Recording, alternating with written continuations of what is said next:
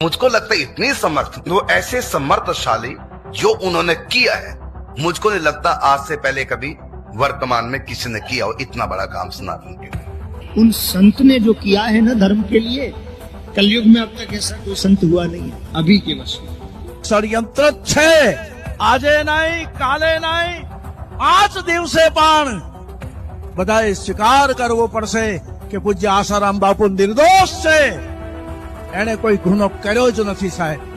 But आप उनकी आयु भी तो देखो, उनसे समाज को इस स्टेज पे क्या खतरा है भाई? वो आपके लिए कहाँ खतरनाक है, जब खतरनाक से खतरनाक आतंकवादी भी चुनाव जीत करके आपके संसद में बैठे। 87 वर्ष उनकी हो रही, क्या यही पुरस्कार है राष्ट्र का? क्षणताप करो कि ऐसे महान संत को जिसने इतने कार्य किए, इसलिए उसको बाहर होना ही चाहिए। मैं ऐसी कामना करता हूँ। कुछ माण्हुनि त इहा बि ॻाल्हि चयूं कि संत श्री आसाराम बापू खे जेल में विझण जो कारण इहो बि थी सघे थो कि उन्हनि सभिनि खां वधीक धर्मांतरण खे रोकण जो कमु कयो।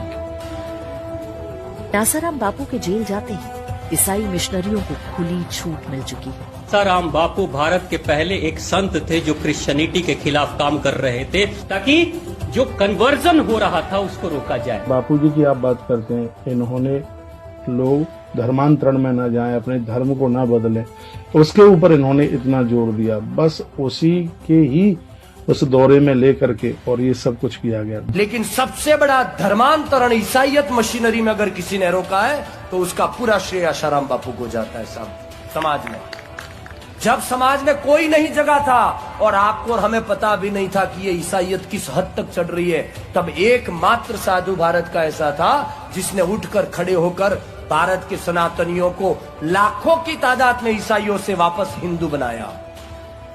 और बापूजी आदिवासियों के बीच में जा करके, जिनके पास कोई खाने को नहीं कुछ। In 2008, this fax was to Asharam Bapu. You please pay us 50 crores of rupees. Otherwise, we are going to make false stories against you. This document we have produced it before the Sessions Court, and this is a very well record. तो कुप्रचार जल्दी होता है और अच्छे कार्यों का प्रचार नहीं होता है। कैसे? इसी भारत में एक संत हैं, पूज्य संत आसाराम जी बापू, सुने होंगे आप लोग नाम।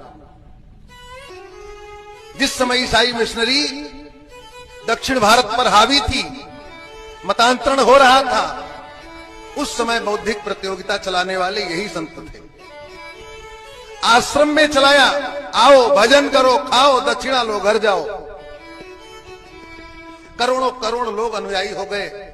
क्या मुख्यमंत्री, क्या प्रधानमंत्री, क्या देश की बड़ी से बड़ी शक्ति सब साथ में थी।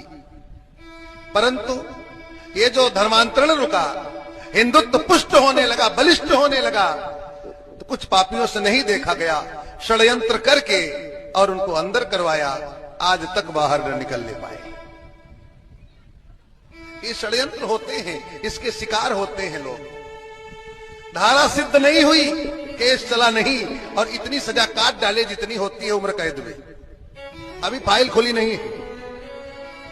उनसे बड़े बड़े अपराधी मगरमच्छ गए और आकर आनंद पूर्वक जीवन जी रहे। ये व्यवस्था है। सत्य सनातन के लिए कहीं न कहीं संघर्ष करने पर यही स्थिति आना तय हो जाती है।